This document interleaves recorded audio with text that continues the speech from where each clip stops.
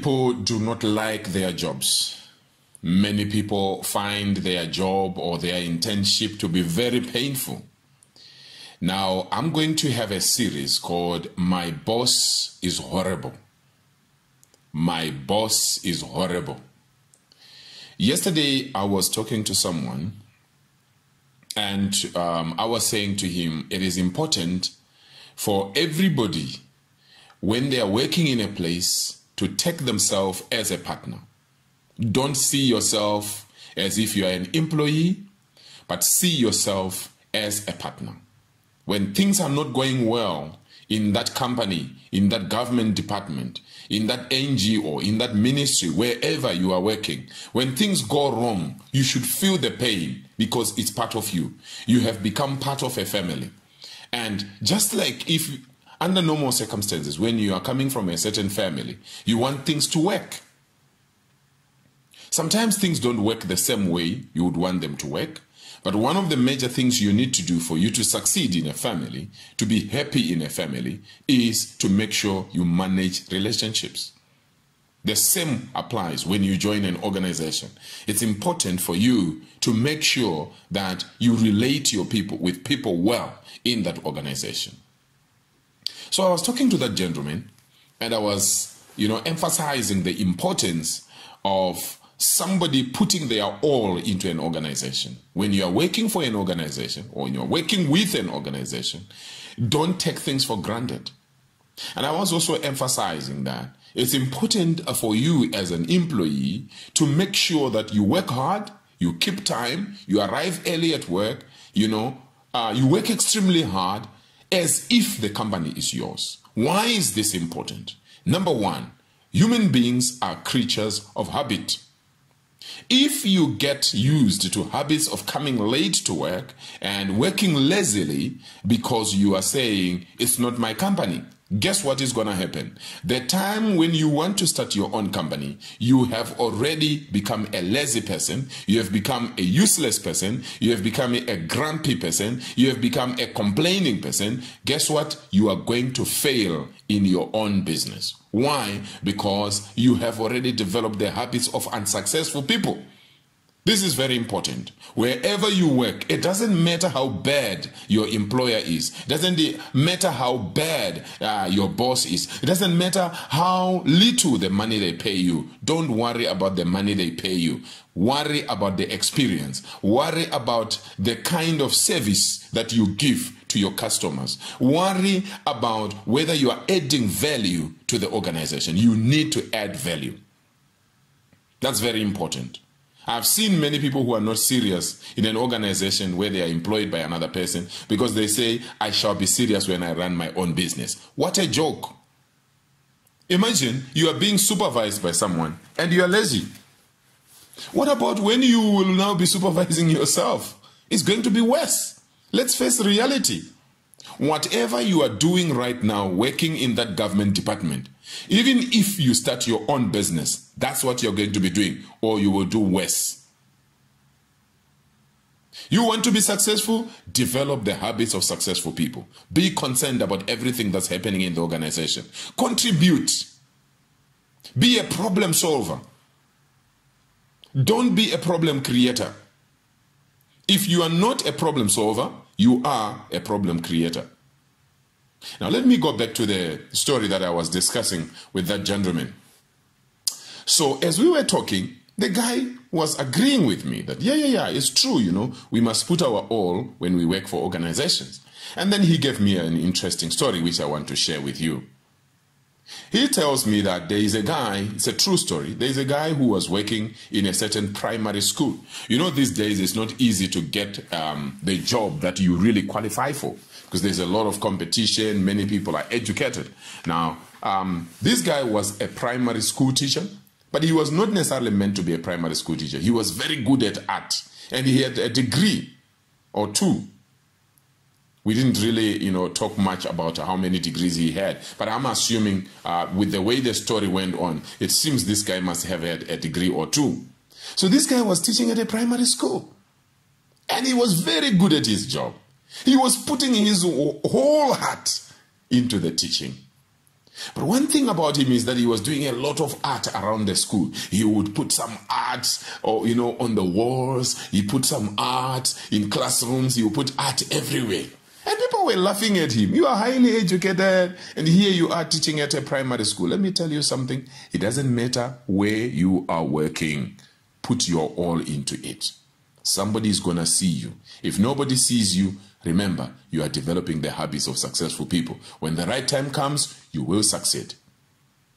So, after some years, somebody passed by and said, tell me, who is this guy who has been drawing all these things? And the headmaster of that primary school said, no, it's one gentleman, he's an art teacher, he's passionate about his job, and blah, blah, blah, blah, blah. He mentioned everything. He said, I want to meet the guy. And the guy was called. And he came there. And the person who was asking was actually job hunting. They were looking for an arts lecturer at the university. They were head hunting. They were tired of looking for an arts lecturer of the caliber of this arts teacher. So to cut the long story short, this arts teacher who was teaching at primary school level, got a job at the university as a lecturer to lecture art. You can imagine the difference in status. You can imagine the difference in money. He is coming from a primary school, now he's lecturing at the university. He did not apply. The way he applied for a job was just by working very hard. Many people cheat themselves. They work in a place and they are not serious. They work in a place and they are abusive. They are abused by somebody and they also abuse others. I remember the other time I was talking to some people. In fact, it was on Facebook, and people were discussing.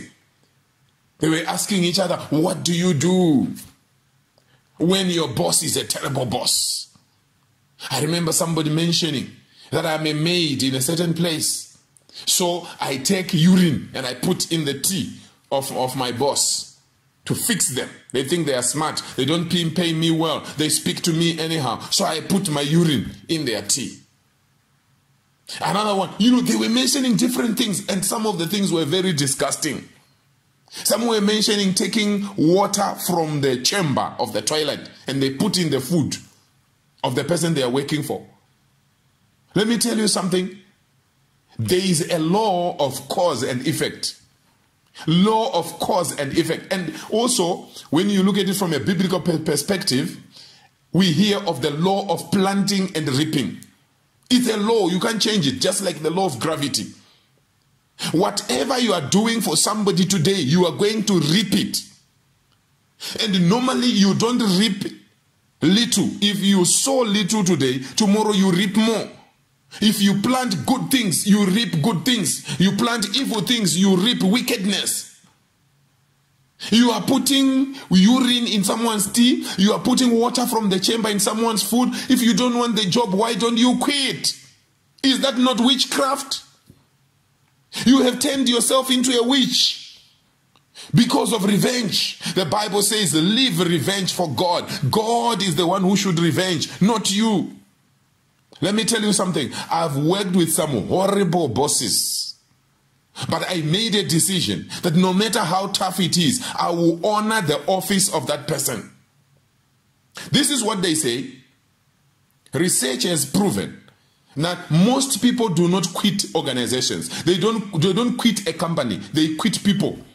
They quit someone who is evil in that organization. I hope as you are listening to this, you are not one of those wicked people that are causing others to quit. And at the same time, maybe you are oppressed by somebody. Don't quit. If you want to quit, quit when you know you have another job somewhere. Or when you know that your company is doing well already. Don't quit without a plan. People quit people. They don't quit organizations. People quit people.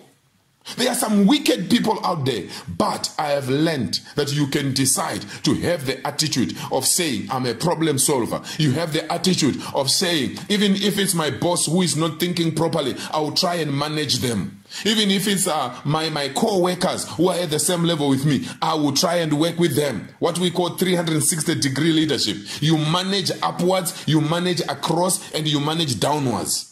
By managing upwards, we mean to say you find ways in which to work together peacefully with somebody who is higher than you in the workplace. And then managing across is working well with those people who are at the same level with you. And managing upwards is being able to look after people that are below you in the workplace.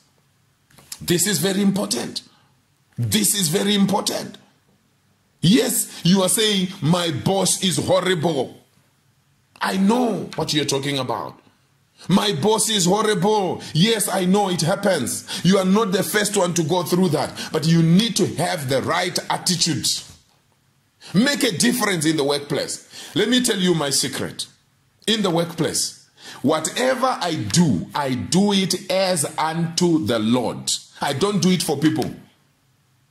I do it as if I'm doing it for God. God never disappoints me. So my boss could make mistakes and disappoint me because they are human. My co-workers, my colleagues can make mistakes and make me disappointed. My juniors can make mistakes and make me disappointed. But guess what? I am serving God in that workplace where I am. Not in ministry, not in church. I mean in industry. Take it as though you are doing it for God. That way you always want to satisfy your customers. You always want to please your boss. You always want to honor the office of your boss, even if he or she is not a good person. They don't have to be good for you to honor them. Honor their office. You may not honor them. They may not be honorable, but honor the office. That's how you survive in the workplace. And then avoid office politics. There are many people who like discussing others. Don't join them. Run away from them. They are dangerous people. They will put you in trouble. They will cut short your destiny. My boss is horrible. What do I do? Have the right attitude. Do your job.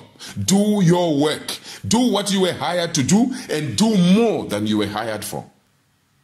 Thank you so much. We will continue with this series. My boss is horrible. What should I do? God bless you. Remember to subscribe to my channel, Dr. Wilbert Mutoko, Dr. Wilbert Mutoko on YouTube. And on Facebook, please follow my page, Motivation with Dr. Wilbert Mutoko. God bless you. I love you. Bye for now.